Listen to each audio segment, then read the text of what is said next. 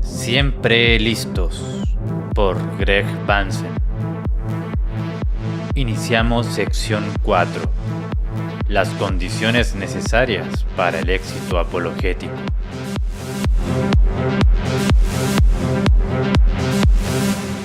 Vamos a tocar los siguientes puntos. Dios debe soberanamente otorgar entendimiento. Uno debe creer para entender. Estrategia guiada por la naturaleza de la creencia. No seas engañado como lo fue Eva. No mentir para defender la verdad. Encontrar efectivamente las variedades de oposición. Resumen general. Capítulo del 1 al 23. Y aplicación.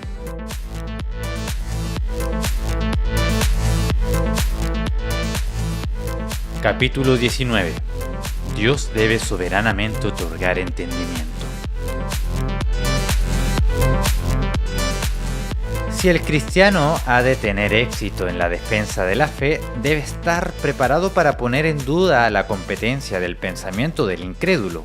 Incluso si el creyente no tiene las impresionantes credenciales de erudición académica que posee el incrédulo, es capaz de hacer esto. Los llamados expertos educados criticaron a nuestro Señor con respecto a sus credenciales educativas. Juan 7 del 14 al 15.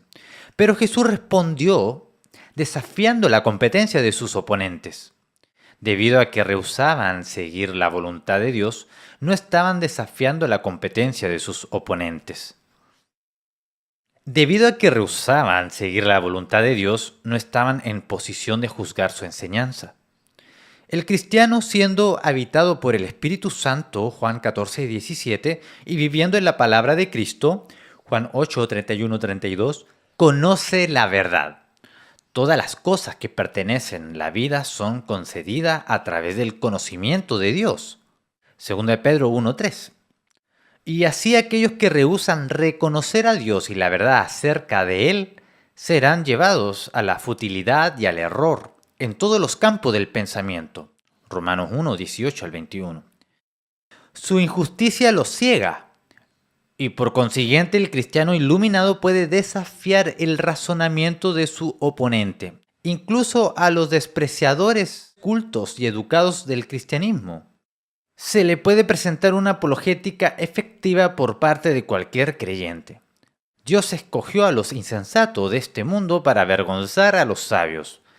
1 Corintios 1:27. El éxito apologético comienza con esta confianza. Sin embargo, esta confianza debe ser seguida por un método adecuadamente guiado. En particular, el apologista debe abstenerse de apelar a los principios autónomos del pensamiento secular en su intento de hacer comprender al incrédulo, porque el método, la norma y el punto de partida del incrédulo son intrínsecamente contrarios al entendimiento salvífico al que aspira el apologista. La autonomía y la comprensión son mutuamente excluyentes. El éxito apologético será excluido si el creyente se apoya en presuposiciones incrédulas o en actitud de autonomía, puesto que estas son la fuente de la falta de comprensión del incrédulo, y por consecuencia no pueden proporcionar el camino hacia la comprensión. Toda la raza humana está muerta en delitos y pecados, destituida de la gloria de Dios. Efesios 2:1, 5, Romanos 3:23 y Romanos 5:15. Como resultado, nadie busca a Dios o tiene entendimiento. Romanos 3:10 al 12. El pecado ha llevado al incrédulo a exaltar su propia imaginación e ignorar la revelación de Dios. Y por lo tanto, la razón del incrédulo siempre es desviada a conclusiones vanas, erróneas e injustas. En su corazón, de los cuales están las cuestiones de la vida, el insensato incrédulo dice que no hay Dios y por eso no tiene conocimiento ni entendimiento. Salmo 53, del 1 al 4, Romanos 3, del 10 al 12. El hombre con quien el apologista argumenta entonces carece de comprensión y su razonamiento no es provechoso. En su mente es un hijo de ira, Efesios 2:3. Su mente está en enemistad con Dios y es incapaz de hacer la voluntad de Dios, Romanos 8:7. Son las suposiciones intelectuales, la operación y la competencia del pecador las que están siendo juzgadas en un encuentro apologético, no la revelación de Cristo. El pensador rebelde camina de acuerdo a sus propios pensamientos y está así encerrado en la locura que procede de su corazón. Isaías 65:2, Marcos 7:21 y 22. Puesto que se aparta de la fe. Inevitablemente habla falsedad y enseña mentiras demoníacas. 1 Timoteo 4:1 al 2, Romanos 1:25. Estas son palabras duras e impopulares para los oídos modernos, debido a que los apologistas contemporáneos comparten tan a menudo la autonomía del pensamiento secular, no están dispuestos a acusar su locura de raíz.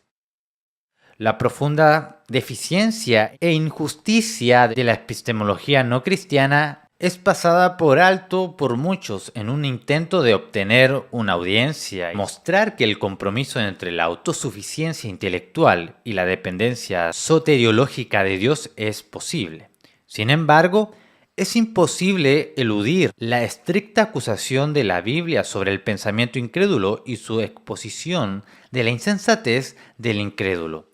La principal antítesis entre la epistemología cristiana y la epistemología de la insensatez del incrédulo, la principal antítesis entre la epistemología cristiana y la epistemología apóstata debe ser subrayada. En contraste con el hombre cuyo pensamientos son vanos, está el hombre que es instruido por la ley de Dios, Salmo 94:11 al 12 y 1 Corintios 3:20. El cristiano se regocija porque opera no según la sabiduría de la carne, sino en contraste diametral según la gracia de Dios. 2 Corintios 1:12. ¿Qué clase de apologética, si no es para compartir la autonomía del pensamiento incrédulo, puede tener éxito en llevar al incrédulo a una comprensión de la verdad? La respuesta es que, al igual que la predicación fiel, la defensa fiel del Evangelio debe estar enraizada en la palabra y el Espíritu. Solo Dios puede ser conocido por una revelación voluntaria del Hijo y del Espíritu de Dios. Mateo 11:27 y 1 Corintios 2:10. Juntos tratan con la hostilidad ética del hombre hacia la revelación de Dios y le capacita para tener un conocimiento salvífico de su Creador. El entendimiento del que carece el incrédulo solo puede ser positivo cuando su mente ha sido abierta. Por ejemplo, Lucas 24:45. Y ha sido convencido por el Espíritu de verdad. Juan 16:8. Este Espíritu continuamente da testimonio de Cristo, conduciendo su caso ante el mundo como el representante legal de Cristo para defender. El abogado, Juan 15:26. Es decir, el éxito de nuestra apologética depende de la obra del Espíritu Santo, Juan 3:3 y 8. Además, solo si el incrédulo viene a permanecer en la palabra de Cristo puede tener a Dios y conocer la verdad. Juan 8:31 y 32 y 2 de Juan 9. Hasta que gane la mente de Cristo es completamente incapaz de conocer las cosas espirituales. 1 Corintios 2:14 y 16. Tener la mente de Cristo requiere humildad. Filipenses 2:5-8. Y por lo tanto renuncia a la autosuficiencia para poder obedecer la verdad de Dios. Uno solo puede llegar a conocer aquel que es la verdad, Juan 14:6, cuando el Hijo le concede el entendimiento que le falta. 1 Juan 5:20. Por lo tanto, el apologista está llamado a dar un testimonio fiel de la verdad, en lugar de intentar mejorar la sabiduría del Señor con argumentos autónomos. Confiando en su habilidad para desafiar el pensamiento apóstata, el creyente debe razonar no de acuerdo con los principios del pensamiento secular, sino en la verdad presupuesta de la palabra de Cristo y buscando el poder de su espíritu para traer convicción, conversión y entendimiento. Una apologética exitosa, dada de acuerdo con la palabra y el espíritu de Cristo, es una función de la gracia de Dios, no de la astucia y sabiduría humanas. 20. Uno debe creer para entender. El testimonio de la Escritura es claro al enseñar que el hombre no puede llegar a un entendimiento de Dios, y por lo tanto del mundo de Dios, por medio de su corazón ejercida independientemente. Uno no satisface primero su intelecto con ciertas pruebas autónomas de que Dios existe y tiene una naturaleza particular, y luego, después de ganar este entendimiento, coloca su fe en el Señor. No, más bien la revelación y la fe preceden al entendimiento o conocimiento de Dios y de todo lo que Él ha hecho. Conocer a Dios en la salvación y acercarse a Él tiene precondiciones o requisitos definidos. El lema de la Escritura de la sabiduría es que el principio, es decir, el principio primero, el determinante del conocimiento, es el temor o la sumisión reverente al Señor. Proverbio 1:7. Acerca de este versículo, Matthew Henry comenta acertadamente: para alcanzar todo conocimiento útil, esto es muy necesario, que temamos a Dios. No estamos calificados para beneficiarnos en las instrucciones que nos son dadas, a menos que nuestras mentes sean poseídas con una santa reverencia a Dios, y que cada pensamiento dentro de nosotros sea llevado a obedecerle. El libro de Hebreos toca repetidamente el tema de acercarse a Dios. Por ejemplo, 4:16, 7:25, 10:22 y 12:22. Lo cual ha sido posible por el ministerio perfecto y el logro de la redención por Jesucristo. Este beneficio de la nueva alianza se denomina sumariamente conocer al Señor. El prerequisito inevitable de venir al Señor en conocimiento salvífico está establecido en Hebreo 11:6 como fe. Sin esto es imposible agradarle. La fe nos permite acercarnos a Dios y conocerlo. Lo que Dios exige de los hombres es que tengan fe en su Hijo mesiánico, Juan 6, 28, 29. Y Jesús declaró que hacer la voluntad de Dios era necesario si uno quería obtener el conocimiento de la verdadera revelación de Dios, Juan 7, 17. De esto es evidente que el conocimiento autónomo no escoge primero la revelación genuina de Dios y luego confía salvíficamente en el Salvador que se revela en ella. La fe es la condición previa para un entendimiento adecuado. Agustín sacó la conclusión con claridad. La comprensión es la recompensa de la fe, por lo tanto no busques comprender para creer, sino que creas que puedas comprender. Homilía sobre el Evangelio de Juan 29:6. La virtud o rectitud personal, es decir, la disciplina despreciada por los necios que odian el conocimiento, Proverbio 1, 7 al 8 y 29, es el apoyo necesario para el conocimiento. Si el corazón de un hombre está equivocado, su pensamiento será en consecuencia inútil. Así como el conocimiento es sostenido por la virtud, así también la virtud es sostenida por la fe, 2 Pedro 1:5. Por lo tanto, debemos concluir que la fe precede al entendimiento informado. Ya que este es el caso, y ya que el arrepentimiento es para la fe, Mateo 21:32, el apologista debe tratar de llevar el arrepentimiento a los que viven en la ignorancia. Hechos 17:30. El conocimiento solo se puede obtener cuando el incrédulo se arrepiente y llega a la fe en Cristo. Aparte de este radical cambio de opinión y de la sumisión confiada a la verdad de Dios, el conocimiento sería automáticamente excluido. Por lo tanto, el éxito apologético depende de la conversión del pecador. Su pensamiento debe ser completamente cambiado, no simplemente suplementado con argumentos autónomos. La fe y el arrepentimiento, que producen reverencia por el Señor, son fundamentales para el conocimiento, no viceversa. La comprensión no se gana en la sabiduría del hombre, sino solo cuando tal pseudo sabiduría es abandonada por la verdad de Dios. El método apologético del creyente debe tener en cuenta este hecho en todo momento. El apologista será fiel y audaz para presentar el desafío completo de la argumentación presuposicional.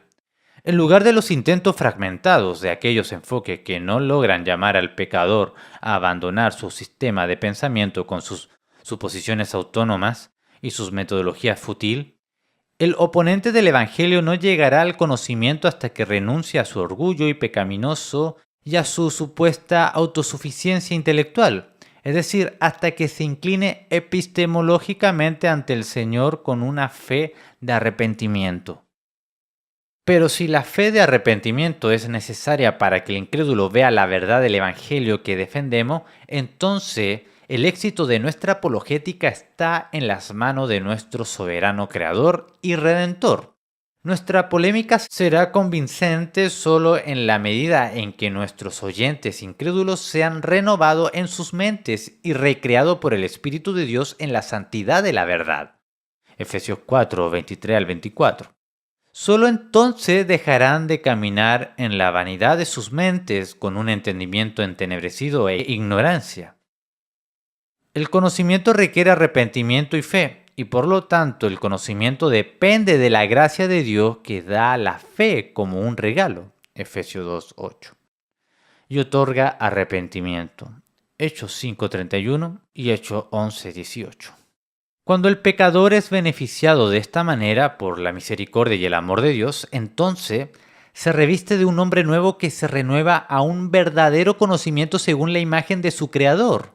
Colosenses 3:10. La fe requiere que uno nazca de Dios. 1 Juan 5:1. Quien da arrepentimiento a un conocimiento genuino de la verdad. 2 Timoteo 2:25.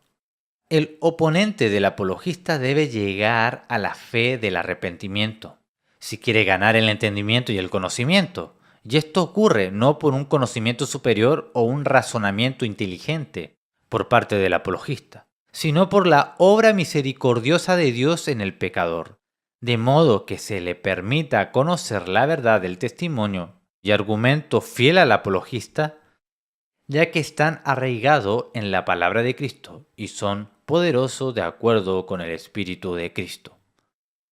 Dios debe darnos el éxito en nuestros esfuerzos apologéticos. Por lo tanto, debemos andar sabiamente para con los de afuera. Colosenses 4:5.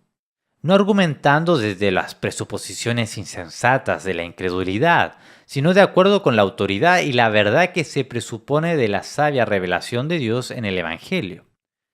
Cuando hagamos esto, sabremos cómo responder a cada hombre, mirando a Dios en oración continua para que nos conceda el éxito apologético abriendo una puerta a la palabra. La comunicación corrupta que caracteriza el pensamiento humanista, Mateo 7, del 17 al 18, no deben provenir de nuestras bocas, sino más bien buenas palabras que representan la mente de Dios, Mateo 19, 17. Y pueden ministrar la gracia a nuestros oyentes, Efesios 4:29. Como Pablo, nuestro discurso no debe ser con las palabras persuasivas de sabiduría humana, sino con la poderosa prueba, demostración del Espíritu, 1 Corintios 2:4, sabiendo que la fe de nuestros oponentes deben estar en el poder de Dios y no en la sabiduría de los hombres. Versículo 5. Tal fe es para el entendimiento. Por consiguiente, el apologista debe trabajar a partir de la palabra presupuesta de Cristo, ser constante en la oración y mirar a Dios para que la puerta se abra a la palabra. Hechos 14:27, 1 Corintios 16:18, 2 Corintios 2:12. Y para que se le conceda sabiduría, conocimiento genuino e iluminación. Efesios 1:16 al 17. 21. Estrategia guiada por la naturaleza de la creencia. Si alguien tiene que tener éxito en algún esfuerzo, es imperativo que sepa cuál es el fin. la meta o el objetivo apropiado de ese esfuerzo.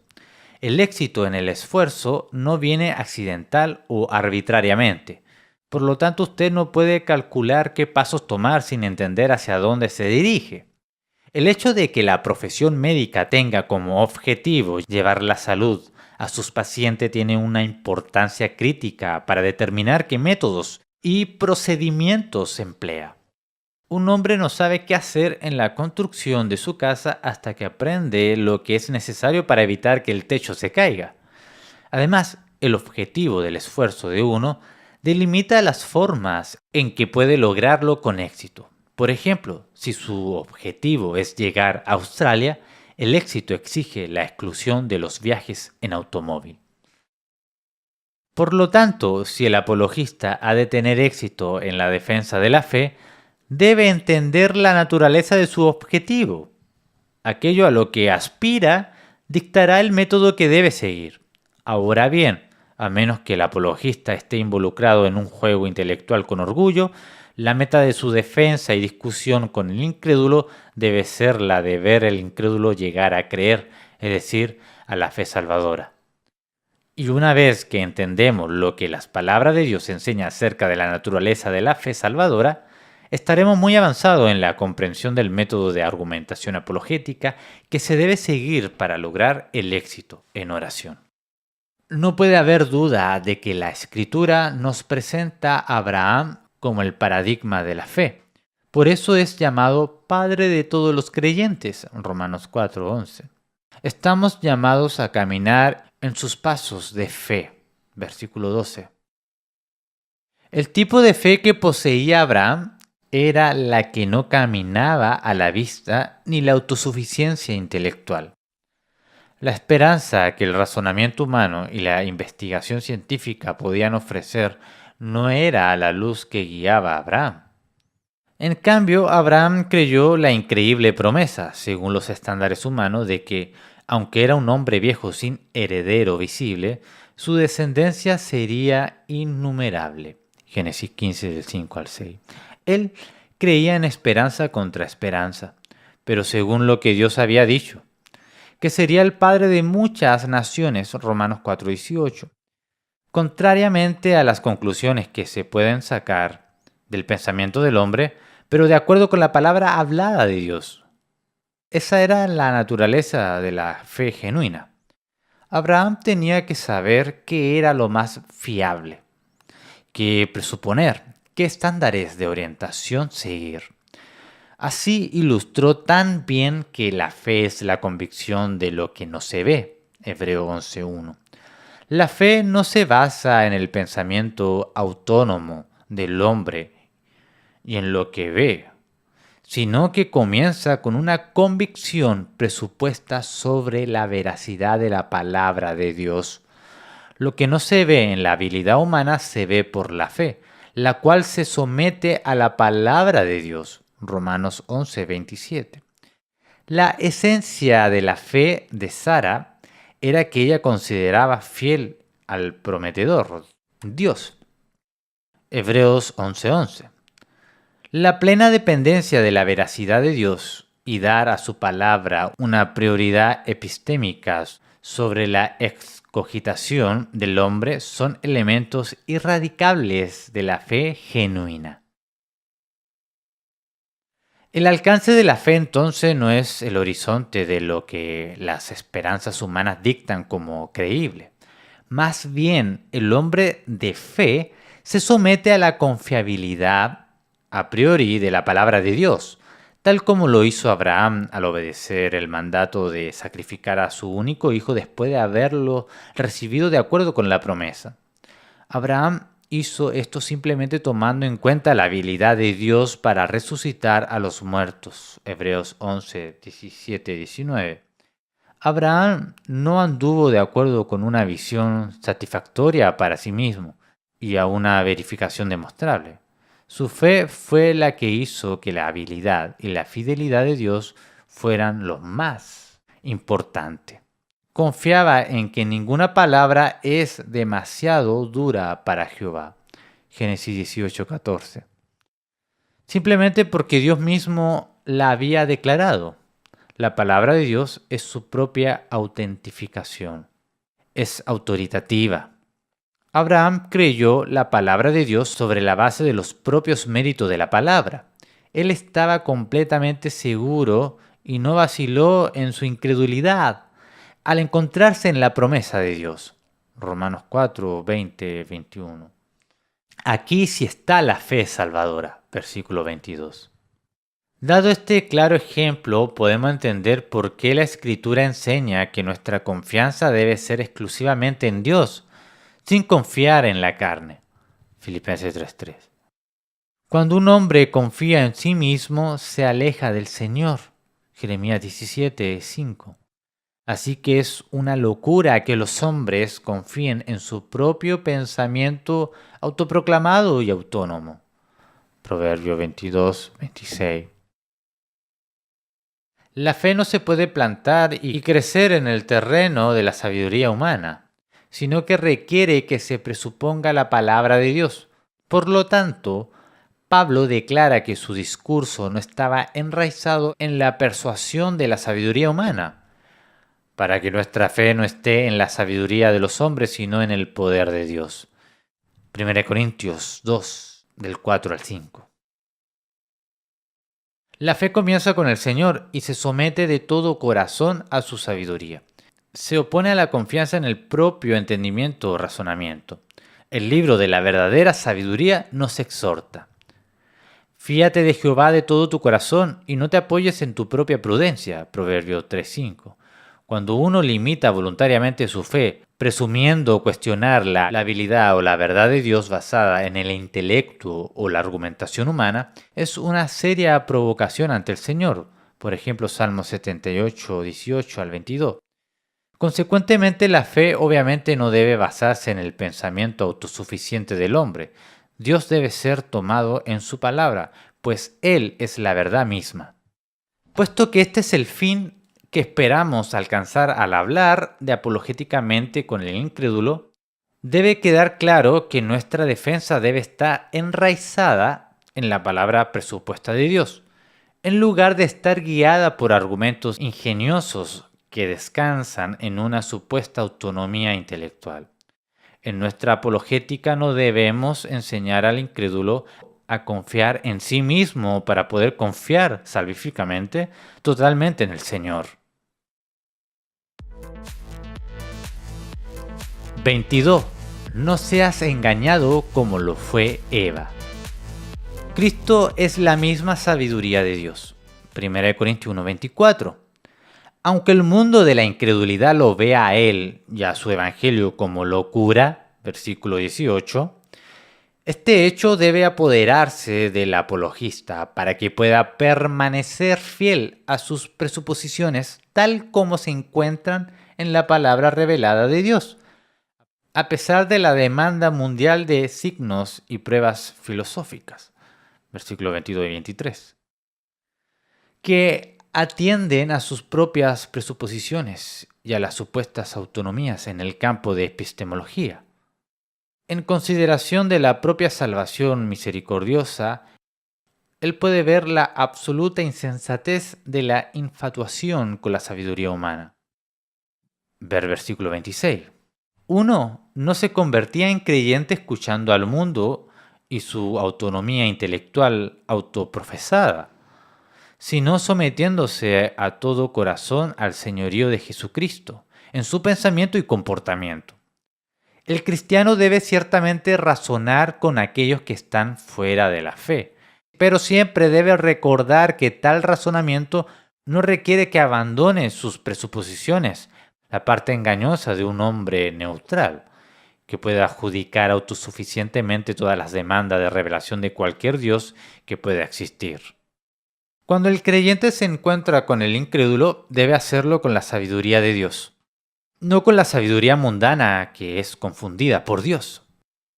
Por lo tanto, Pablo no vino de Atenas a Corintios con el lenguaje elaborado o la sutileza filosófica de los pensadores que encontró allí. No utilizó la intelectualidad ateniense. Por el contrario, su proclamación y defensa estaban enraizadas en la palabra segura de Dios. Sin esta palabra o revelación de Dios no puede haber una base teórica para la lógica, la ciencia o la historia. El pensamiento de uno no tiene contenido significativo, uso confiable o referente y certeza objetiva aparte de pensar en los pensamientos de Dios después de él. El éxito apologético depende de esta realización. Con ella, el cristiano puede ser audaz en desafiar las presuposiciones incrédulas y ser fiel en adherirse a las suyas propias, permaneciendo así leal al señorío de Cristo en el reino del pensamiento. El incrédulo puede luchar contra el Evangelio solo arruinando los cimientos de sus esfuerzos intelectuales. Para evitar la misma situación, el defensor de la fe debe permanecer fiel a la palabra soberana de Dios como su presuposición y guía más básica. Necesita argumentar desde esa perspectiva, no de una manera que sea extraña o contraria a ella, cediendo a las suposiciones de su oponente ni siquiera por un momento. No de una manera que sea extraña o contraria a ella, cediendo a las suposiciones de su oponente ni siquiera por un momento. Gálatas 2:5. En el momento en que uno abandona su base segura en la palabra presupuesta de Dios, su apologética se vuelve infiel y precaria. Una confrontación vivida de este hecho puede ser tomada de la narración de la caída del hombre en el pecado de acuerdo con Génesis 3. Aún en el jardín el hombre era responsable de someterse sin cuestionamiento a la revelación de Dios dada por medio de una palabra especial que se le había dado a él. La estrategia de Satanás entonces, como ahora, era trabajar para socavar la sumisión presuposicional del hombre a esta palabra autoritativa de Dios. Comenzó cuestionando la palabra, versículo 1, y luego contradiciendo abiertamente, versículo 4. La situación epistemológica se agitó cuando Eva comenzó a pensar que podía tener una comprensión significativa y apropiada de la realidad aparte de la revelación de Dios. En ese caso, ella era libre de examinar lo que Dios tenía que decir y determinar autónomamente su verdad frente a la hipótesis conflictiva de Satanás. Ella suspendió los pensamientos de Dios después de él para convertirse en la principal autoridad en el mundo del pensamiento. Específicamente, ella abandonó la lealtad a su creador para hacerse igual a él. Versículo 5. Determinando el bien y el mal para sí misma. Se posicionó como juez neutral sobre la hipótesis de Dios, exaltando así su corazón autónoma sobre la palabra epistemológicamente necesaria de Dios.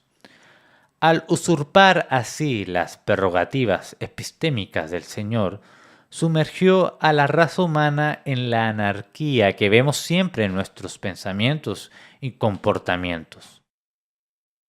Jesucristo vino para expiar tales pecados, aún las transgresiones intelectuales contra la palabra de Dios, y para llamar a los hombres a una lealtad inquebrantable a su palabra revelada. El apologista no puede hacer oído sordo a esa llamada y demanda, pensando que sin embargo defiende al Señor de la gloria. Pablo, el apóstol de Cristo, deja muy claro que debemos aprender la lección de Adán y Eva en el jardín. En 2 Corintios 11:13 dice: pero temo que, como la serpiente engañó a Eva con su astucia, vuestras mentes se corrompan para apartaros de la pureza y de la unicidad que es hacia Cristo. La implicación epistemológica de la narración sobre la caída del hombre en el pecado eran demasiado obvia para Pablo. Así también que la iglesia pudiera, como Eva, ser seducida de la lealtad absoluta a Jesucristo, lo que se requiere del cristiano es una devoción incondicional o una adhesión de un solo corazón a Cristo el Señor. Debemos estar libres de la duplicidad en nuestros pensamientos. El hombre de doble ánimo, que intenta seguir a dos señores, es inestable en todos sus caminos. Santiago 1:8. Siendo arrastrado por todo viento de doctrina, versículo 6, así pues debemos ser purificados del doble ánimo. Santiago 4:8. Como Pablo indica en 2 Corintios 11, si no somos purificados de esta manera, seremos engañados por el pensamiento engañoso de Satanás, el padre de todos los mentirosos. Juan 8:44. Y sus ministros, versículo 15.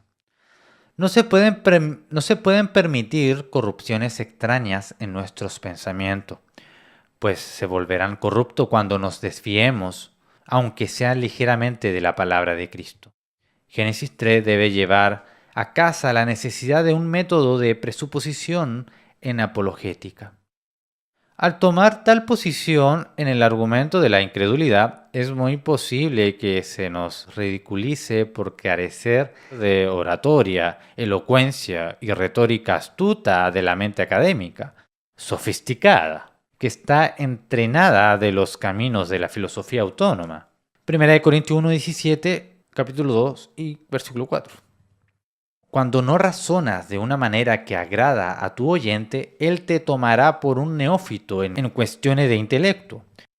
Sin embargo, el hecho es que solo resistiendo al engaño al que se sometió Eva podremos salvar la tarea epistémica. Hablamos de una sabiduría que se discierne cuando el Espíritu libera las mentes de los hombres de la esclavitud. 1 Corintios 2:6 al 16. Como Pablo declaró después de su advertencia sobre el engaño de Eva, aunque sea tosco en palabra, no lo soy en conocimiento. 2 Corintios 11:6. No mentir para defender la verdad. Una fuente de gran desilusión para el erudito cristiano en el día de hoy es el rechazo de muchos apologistas a considerar ciertos hechos duros pero indiscutible que se enseñan en la palabra de Dios. A menudo se da la impresión de que estos hombres, como teólogos, quieren admitir lo que la Escritura dice sobre la naturaleza del hombre caído y la autoridad suprema y necesaria de la revelación de Dios en cualquier campo del conocimiento. Sin embargo, como apologistas, quieren actuar en el olvido o en la supresión temporal de estas verdades. Tal duplicidad deshonra al llamado del cristiano. La fe salvadora no se puede basar en la sabiduría humana o en presuposiciones seculares. Debe ser generada en el poder de Dios. 1 Corintios 2, del 4 al 5. Por consiguiente, el apologista no habla de la sabiduría de este mundo, que no es nada, sino de la sabiduría de Dios. 1 Corintios 2, 6 al 7. El reconocimiento de Cristo como la sabiduría de Dios no proviene de presuposiciones que niegan, ignoran o socavan este hecho. En cambio, tal reconocimiento resulta de la obra interior del Espíritu Santo. 1 Corintios 2:10. ¿Quién solo puede capacitarnos para obtener un conocimiento de las cosas de Dios? Versículo 12. Debido a que solo el Espíritu de Dios sabe estas cosas, versículo 11, el cristiano no habla o confía en la filosofía autónoma, la historia o la ciencia como el mundo enseña. Versículo 13. Seguir las presuposiciones seculares incapacita para discernir la verdad sobre Dios. Versículo 14. Porque solo pueden ser entendidas por la iluminación del Espíritu. Versículo 15 al 16. La pseudo sabiduría del mundo, entonces, es muy inadecuada como fundamento o norma para el defensor de la fe cristiana. No puede mejorar la mente del Señor, versículo 16, sino que conduce inevitablemente a desafiar la verdad de la revelación de Dios. El éxito apologético se ve impedido, entonces, por la dependencia o la tentación a la insensatez humana no autorizada que se inclina irremediablemente a crucificar al Señor de gloria en lugar de inclinarse ante sus demandas soberanas. Versículo 8. El creyente regenerado e iluminado, convertido de su antigua manera de vivir desobediente, quien obtiene sabiduría, entendimiento y conocimiento, el pensamiento correcto está correlacionado con la vida correcta. Por lo tanto, la forma de vida del incrédulo es un marco inadecuado para que el apologista opere dentro de él. Si uno continúa en el pecado intelectual, rehusándose a someter cada pensamiento al señorío de Cristo en el reino del conocimiento, nunca llegará a la creencia salvadora. Apartarse del mal es entendimiento. Job 28:28. Y un buen entendimiento tiene a todos los que cumplen sus mandamientos. Salmo 111:10. Consecuentemente, el apologista no puede tratar de persuadir al incrédulo usando el estilo de pensamiento del incrédulo o los estándares de evidencia y verdad, etc. Tal procedimiento simplemente no lo atraerá a Cristo, sino que lo animará a afirmar su propia autoridad autónoma sobre las demandas de Cristo. Sin embargo, la palabra segura de Dios declara que podemos conocer a Dios solo si guardamos sus mandamientos. 1 Juan 2, del 3 al 5. Y esos mandamientos incluyen nuestra obligación de abstenernos de poner a Dios a prueba. Deuteronomio 6:16. Y de llevar cautivo todo pensamiento a la obediencia de Cristo. 2 Corintios 10:5. Nuestra sabiduría y entendimiento no se encuentran en la inteligencia del pensamiento autónomo, sino en la obediencia a la ley de Dios. Deuteronomio 4:6. El conocimiento genuino y la estabilidad frente a las opiniones falsas están correlacionadas con la madurez espiritual en la estatura de Cristo. Efesios 4, del 13 al 14. Es un andar placentero y una vida moralmente digna que conduce al conocimiento genuino. Colosenses 1, del 9 al 11. Ahora bien, es francamente inmoral que el teólogo que ve las verdades anteriores utilice un doble estándar, admitiendo estas cosas como un dogmático, pero dando una impresión completamente opuesta en su procedimiento apologético. El apologista no debe permitir que el incrédulo asuma que el conocimiento es posible dadas las presuposiciones autónomas y una vida desobediente. La palabra de Dios nunca se verifica con tal contexto. En su intento de hacer realidad la buena situación de un incrédulo que acepta la palabra de la Escritura, el apologista hace uso de una mentira injustificable si asume o lleva al incrédulo a pensar que el conocimiento debe ser obtenido aparte de Dios o mientras uno persiste en una forma rebelde de vivir y pensar. No se puede ignorar que el arrepentimiento y la fe son necesarios para el conocimiento de la verdad. No se debe sugerir que el incrédulo no necesita más que una prueba intelectual de la veracidad de Dios según las normas dictadas por la filosofía y la ciencia secular. El digno fin de convertir al incrédulo no puede realizarse ni puede justificarse haciendo uso apologético de un medio que opera en desacuerdo con o oposición a la enseñanza de la Escritura. Pero si por mí, mientras la verdad de Dios abundó para su gloria, ¿por qué aún soy juzgado como pecador? ¿Y por qué no decir, como se nos calumnia y como algunos, una condenación es justa? ¿Afirman que nosotros decimos, hagamos males para que vengan bienes? Romanos 3, del 7 al 8. Los apologistas tienen prohibido usar un método no presuposicional para defender la fe bajo excusa que así la verdad podría abundar. El cristiano obediente no deja de lado la autoridad de Cristo en el reino para argumentar sobre la base de una erudición autónoma. Hacerlo sería operar con una mentira, es decir, la mentira satánica de que el conocimiento puede ser determinado aparte de Dios. Génesis 3:5 y Romanos 1:25. Para defender la verdad, el testigo fiel de Cristo no se comportará como un incrédulo, negando al señorío de Cristo para hacer de él un creyente. Los hombres malos no pueden hablar cosas buenas. Mateo 12:34. El mal tesoro del pensamiento del incrédulo está donde está su corazón. Mateo 6:21 y Lucas 6:45. De donde proceden los pensamientos malos, engañosos y necios. Mateo 15:18 al 19, Romanos 1:21, Jeremías 17, versículo 9. Así pues, su lengua está llena de iniquidad y de maldad rebelde. Santiago 3:5 al 8. Con ella usa engaño mortal, Romanos 3, de 13 al 14. Él piensa que solo Él es el Señor sobre el uso de sus labios, Salmo 12, 4. Llevándolo a hablar falsedad, versículo 2. Obviamente entonces el apologista no debe pensar hablar a la manera del incrédulo. En cambio, sus pensamientos y palabras deben estar enraizados en la palabra de Dios, que es pura y determinante valiosa. Salmo 12, 6 al 7. Es esta palabra la única que detiene cada boca. Romanos 3, 19. Y deja a los hombres sin palabras. Por ejemplo, Job 40, 4.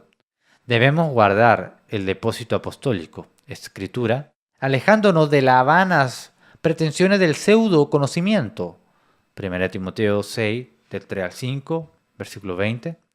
2 Timoteo 2, del 14 al 18. Ante Dios y su palabra todo el mundo debe estar en silencio. Isaías 6, 5. Daniel 10, 15. Habacuc 2, 20. Sofonía 1, 7. Y Zacarías 2, 13. Nosotros entonces debemos confiar en Dios y no en nuestra propia sabiduría. Isaías 50 del 4 al 9. Solo entonces veremos el éxito apologético, ya que Él nos permite no confundirnos y no hace que nadie sea capaz de contender con nuestro mensaje. Isaías 50 del 4 al 9. Por lo tanto, que el apologista debe ser transformado por una mente renovada y no formar su pensamiento de acuerdo con el mundo. Romanos 12:2. No debe mentir ni abandonar la verdad presupuesta de Dios para que los malvados hablantes acepten esa verdad. Capítulo 24. Encontrar efectivamente las variedades de oposición. Resumen general del capítulo del 1 al 23 y aplicación. Constantemente surgen situaciones que dan ocasión al cristiano a defender su fe. La oposición al cristianismo bíblico se expresa en una gran variedad de formas prácticas, medios de comunicación y entretenimientos populares, propaganda de culto y religiones falsas, enseñanza en escuelas y colegios, comentario de colegas, vecinos y amigos. Por no mencionar las tendencias modernas de psicología, política, medicina, sociedad, y la lista se podría multiplicar fácilmente.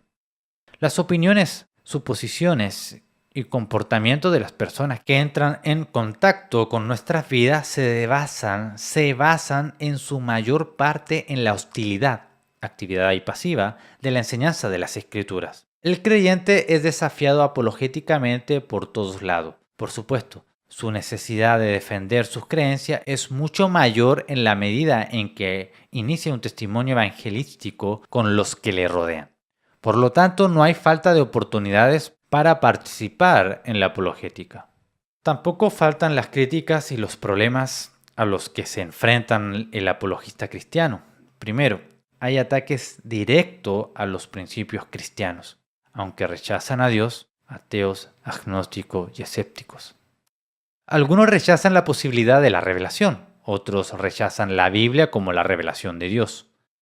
Este último grupo supuestamente basa su respuesta en la lógica, suponiendo encontrar contradicciones en el sistema de doctrina de la Biblia o entre sus relatos registrados, o en cuestiones factuales, rechazando la exactitud textual, la veracidad histórica o la posibilidad de los milagros en las Escrituras, o en preocupaciones éticas, criticando las acciones o mandamientos de Dios, o finalmente en consideraciones personales, al decir que la Biblia no es de su agrado, que no satisface sus necesidades o que es indiferente y relativista.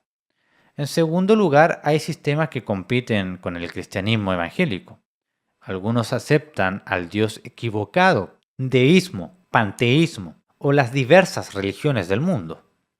Algunos aceptan la revelación equivocada, institución interna o sentimiento personal, opinión social o tradición humana u otro escrito sagrado, y otros aceptan la interpretación errónea o entienden incorrectamente la Biblia, como menos de lo que dicen de sí misma, la no ortodoxia moderna, o como enseñanza de una teología y soteriología incorrecta, las sectas.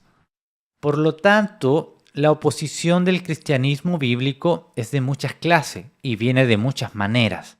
Cuando uno se hace una idea de la intensidad y el alcance de los ataques contra la visión cristiana del mundo y de la vida, fácilmente podría estar tentado a renunciar a toda esperanza de ser un apologista eficaz, exclamando: ¿quién es suficiente para estas cosas? Especialmente si no tienes formación avanzada en estos temas. Sin embargo, tal actitud desesperada, tal falta de confianza, tendería erróneamente a libertarte de tu clara e inevitable responsabilidad de estar preparado para dar una respuesta a todo hombre que pida una defensa razonada de la esperanza, confianza que hay en ti. 1 Pedro 3:15. Bien, entonces, ¿cómo puede cualquier cristiano cumplir con esta tarea apologética? La respuesta es reconocer que, a pesar de la veracidad de críticas y de los múltiples modos en que se expresan, existe un conjunto de circunstancias y principios comunes, básicos, que se encarnan en todos y cada uno de los encuentros apologéticos. Todos los críticos tienen un problema fundamental e idéntico: el cristianismo. El cristianismo es siempre y solo la respuesta de este problema.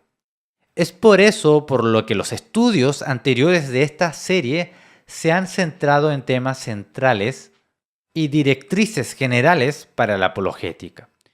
Si el creyente puede penetrar en el corazón del asunto y captar los principios básicos que vienen a jugar en la interacción apologética, estará preparado para todo tipo de desafío a la fe.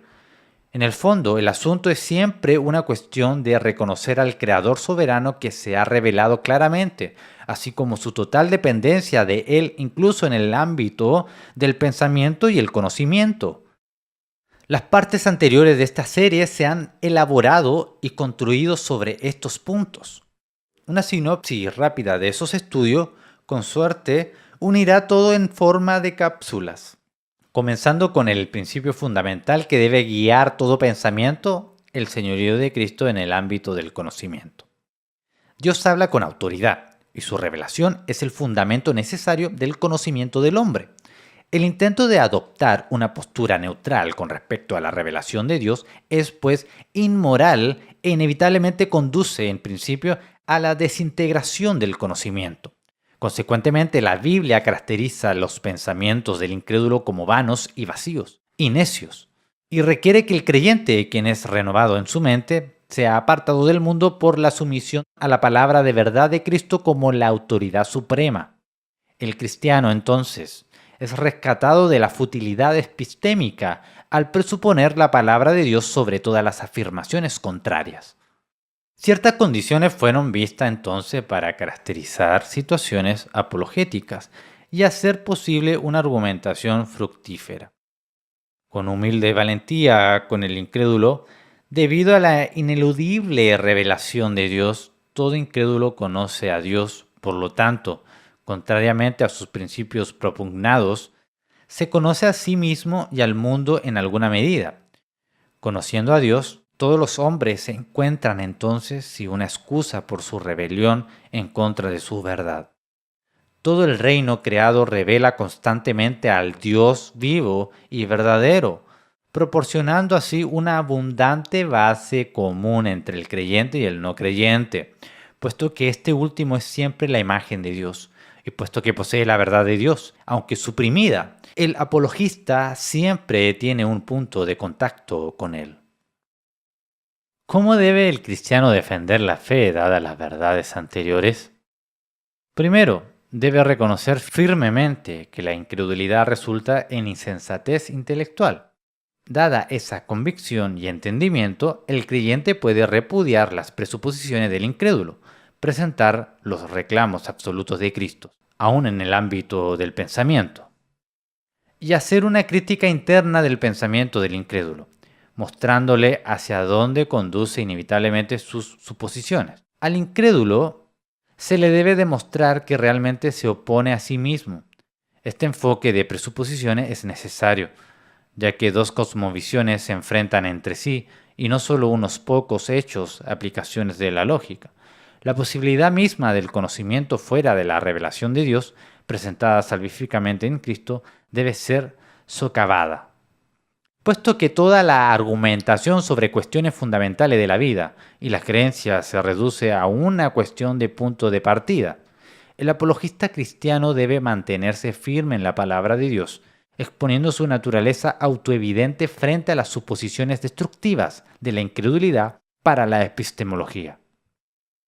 Al entender y operar sobre estos principios centrales, el apologista puede tener plena confianza en su habilidad para responder a todas las variedades de oposición al cristianismo. Finalmente, entonces, las condiciones de un tratamiento apologético exitoso de la incredulidad pueden ser ensayadas. Primero, el apologista debe ser fiel a sus presuposiciones y recordar la naturaleza de la fe salvadora, trabajando hacia la sumisión incondicional a la palabra de Dios por sus propios méritos. El creyente no se moverá a una posición neutral o dará la impresión engañosa de que la autonomía puede llevar a conclusiones significativas y verdaderas. Segundo, el incrédulo debe ver que la creencia es el fundamento del entendimiento. La sumisión a Cristo debe fundamentar el uso del razonamiento. Finalmente, el éxito es posible solo si Dios mismo soberanamente concede al incrédulo una comprensión de la verdad, iluminando su mente, convirtiendo su corazón y dándole el don de la fe. Los principios resumidos anteriormente prepara al creyente para responder a cualquier oposición a la fe, independientemente de la forma o circunstancia en que aparezca. Toda situación apologética se caracteriza por estos hechos. La revelación de Dios está en la base necesaria para el conocimiento de cualquier tipo. Todos los incrédulos no tienen excusa ya que poseen y suprimen el conocimiento de Dios, y el cristianismo se caracteriza por la entrega incondicional a Cristo en todas las cosas. Estos hechos no solo nos guían cuanto a cómo debemos defender la fe, sino que también garantiza que podemos conducir al corazón de cualquier variedad de oposición, desenmascararla y exponer las excelentes afirmaciones de Cristo. 2 Corintios 10, del 4 al 5. Con Cristo apartado como Señor en nuestro corazón, el creyente está preparado para cualquier desafío de la fe. Puede tener una esperanza genuina o confianza en la defensa de la esperanza que hay en ti. Como dice la Escritura, el que en él cree no será avergonzado. No tendrá ocasión de avergonzarse de su confianza y huir de las desilusiones. Romanos 9:33, 1 Pedro 2:6.